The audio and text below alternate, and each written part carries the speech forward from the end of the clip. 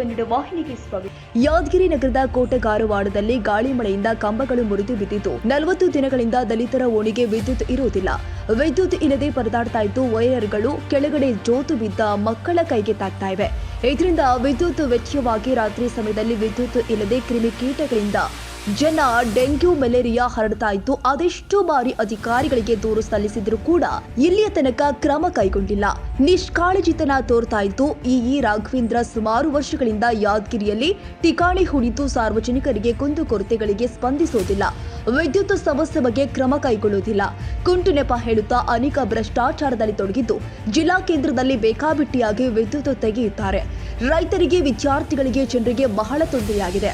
ವಸತಿ ನಿಲಯದಲ್ಲಿ ದಾಖಲಾದ ಮಕ್ಕಳು ಕೂಡ ವಿದ್ಯುತ್ ವೆಚ್ಚೆಯಿಂದ ಪರದಾಡುತ್ತಿದ್ದಾರೆ. ಆದ ಕಾರಣ ಕ್ರಮ ಕೈಗೊಳ್ಳದೆ ಇರುವ ಭ್ರಷ್ಟ ಜಾತಿವಾದಿ ಅಧಿಕಾರಿಗಳಿಂದ ಅಮಾನತುಗೊಳಿಸುವಂತೆ ಹಾಗೂ ಗುತ್ತಿಗೆದಾರರನ್ನ ಕಪ್ಪು ಪಟ್ಟಿಗೆ ಸೇರಿಸಿ ಈ ಕೂಡಲೇ ಕೋಟಗಾರವಾಡದಲ್ಲಿ ವಿದ್ಯುತ್ ಸಮಸ್ಯೆ ಬಗೆಹರಿಸಿ ಮುರಿದ ಕಂಬಗಳು ತೆಗೆದು ಹೊಸದಾಗಿ ಕಂಬ ಅಳವಡಿಸಿ ವಿದ್ಯುತ್ ಸೌಲಭ್ಯ ಕಲ್ಪಿಸಿ ಕೊಡಲು ಮುಂದಾಗಬೇಕು ಅಂತ ಒತ್ತಾಯಿಸಿದರು.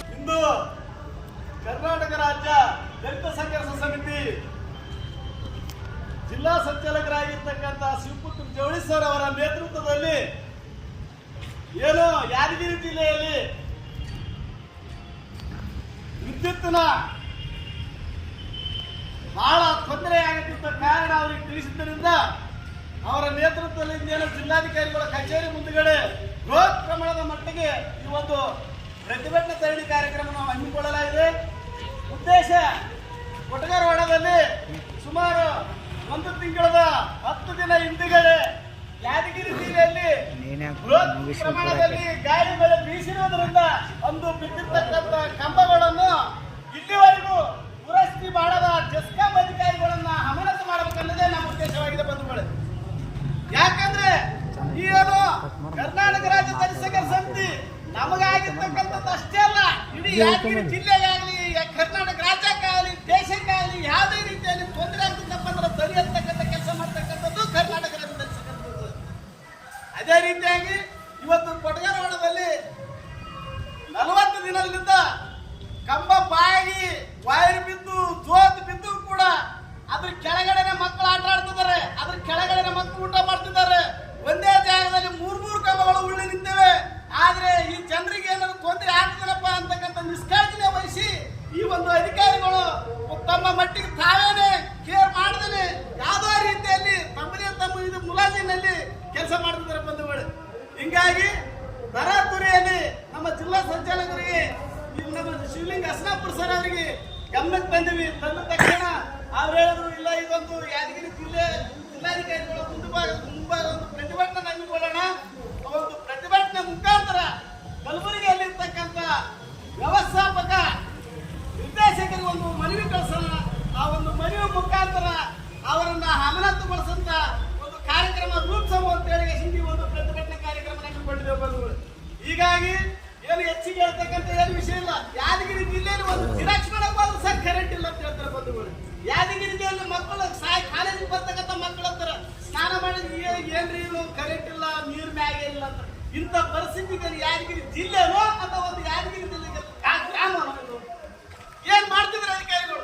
ಸುಮಾರು ವರ್ಷದಿಂದ ಸಂಬಂಧಪಟ್ಟಂತ ಡಬಲಿ ಅವರು ಸುಮಾರು ವರ್ಷದಿಂದ ಇಲ್ಲೇ ನೆನವೂರಿ ಈ ಒಂದು ಯಾದಗಿರಿ ಜಿಲ್ಲೆ ಹಾಲತನ್ನು ತಿಳಿದುಕೊಂಡು ಈ ಒಂದು ಯಾವುದೇ ಭಾಗದಲ್ಲಿ ಆದ್ರೂ ಕೂಡ ಏನ್ ತೊಂದರೆ ಮಾಡ್ತದೆ ಬಿಡ್ರಿ ಅಂತ ಬೇಕಾಗಿ ಮಾತನಾಡ್ತಾರೆ.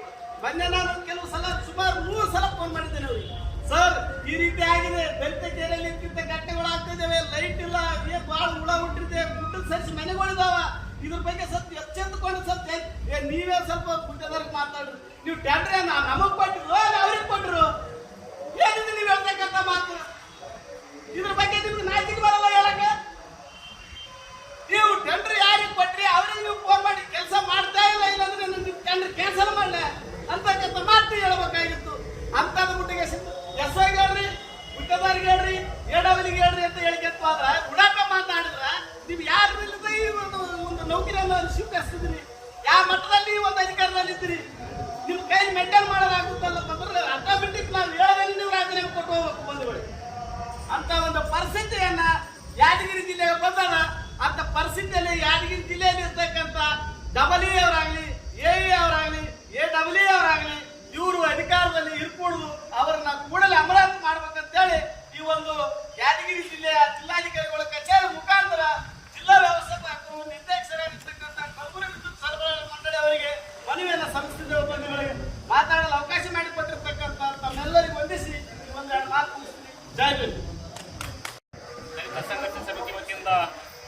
ಜಿಲ್ಲಾ ಸಮಿತಿಯಿಂದ ನಮ್ಮ ಜಿಲ್ಲಾಧಿಕಾರಿ ಕಾರ್ಯಾಲಯ ಮುಂದೆ ಒಂದು ಸಾಂಕೇತಿಕ ಒಂದು ಪ್ರತಿಭಟನೆ ಇಟ್ಕೊಂಡು ಮಾನ್ಯ ಎಂಪಿ ಅವರಿಗೆ ಮನವಿ ಸಲ್ಲಿಸುವ ವಿಷಯ ಕುರಿತು ಈಗಾಗಲೇ ನಮ್ಮ ಜಿಲ್ಲಾ ಸಂಘಟನಾ ಸಂಚಾಲಕರಾದಂಥ ಶಿವಲಿಂಗ ಕೃಷ್ಣಪ್ಪರ ಅವರು ಮತ್ತು ಚಂದ್ರಪ್ಪನವರು ಈ ವಿಷಯ ಕುರಿತು ಭಾಳ ವಿಸ್ತಾರವಾಗಿ ಮಾತಾಡಿದ್ದಾರೆ. ವಿಷಯ ನೋಡಿರಿ, ಕರೆಂಟ್ ಈಗ ಅಧಿಕಾರಿಗಳು 40 ದಿನದಲ್ಲಿ ಕರೆಂಟ್ ಇಲ್ಲ ಅಂತ ಹೇಳಿ ನಾವು ಮನವಿ ಸಲ್ಲಿಸ್ತಾ ಇದ್ದೀವಿ. ಕರೆಂಟ್ ಇಲ್ಲದ ಅಧಿಕಾರಿ ಒಂದು ಅರ್ಧ ಗಂಟೆ ಮಾಡ್ತಾರೆ ತಾವು ವಿಚಾರ ಮಾಡಬೇಕು. 10 ನಿಮಿಷ ಕರೆಂಟ್ ಹೋದರೆ ಹೆಂಡ್ರ ಮಕ್ಕಳು ಯಾರು ಮಕ್ಕಳ 40 ದಿನದ ದಲಿತ ಏರಿಯಾಗಳಿಗೆ ಕರೆಂಟ್ ಇಲ್ಲ ಅಂದರೆ ಯಾವ ಪರಿಸ್ಥಿತಿಯಲ್ಲಿ ಅಧಿಕಾರಿಗಳು ಕೆಲಸ ಮಾಡ್ತಾರೆ ಅನ್ನೋದು ನಾವು ಅರ್ಥ ಮಾಡ್ಕೋಬೇಕು. ಇಂಥ ಭ್ರಷ್ಟ ಅಧಿಕಾರಿಗಳು ಮತ್ತು ಜಾತಿ ಯಾರು ರಾಘವೇಂದ್ರ ಅಂತಕ್ಕಂಥ ಡಬ್ಲಿ ಪಕ್ಕ ಜಾತಿ ದಲಿತರ ಅಂತಂದ್ರೆ ಯಾರಿಗೆ ಕೇರ್ ಮಾಡೋದಿಲ್ಲ ಅಂತ ಡಬ್ಲಿ ಅವರು ಕೂಡಲೇ ಅವರ ಅಮಾನತು ಮಾಡಬೇಕು ಮತ್ತು ಅವ್ರ ವಿರುದ್ಧ ಸೂಕ್ತ ತನಿಖೆ ನಡೆಸಿ ಕ್ರಮ ಕೈಗೊಳ್ಳಬೇಕಂತ ನಾವು ಮನವಿ ಸಲ್ಲಿಸ್ತಾ ಇದ್ದೀವಿ.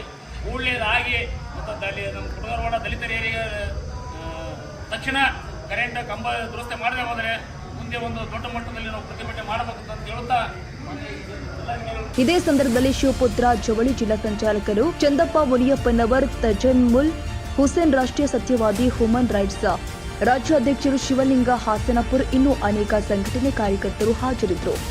ತಾಜಾ ಸುದ್ದಿಗಾಗಿ ಎಂಟಿವಿ ನ್ಯೂಸ್ 24x7ಗೆ ಸಬ್ಸ್ಕ್ರೈಬ್ ಮಾಡಿ ಮತ್ತು ಬೆಲ್ ಐಕಾನ್ ಅನ್ನು ಒತ್ತಿ. ತಪ್ಪದೇ ಲಿಂಕ್ ಶೇರ್ ಮಾಡಿ.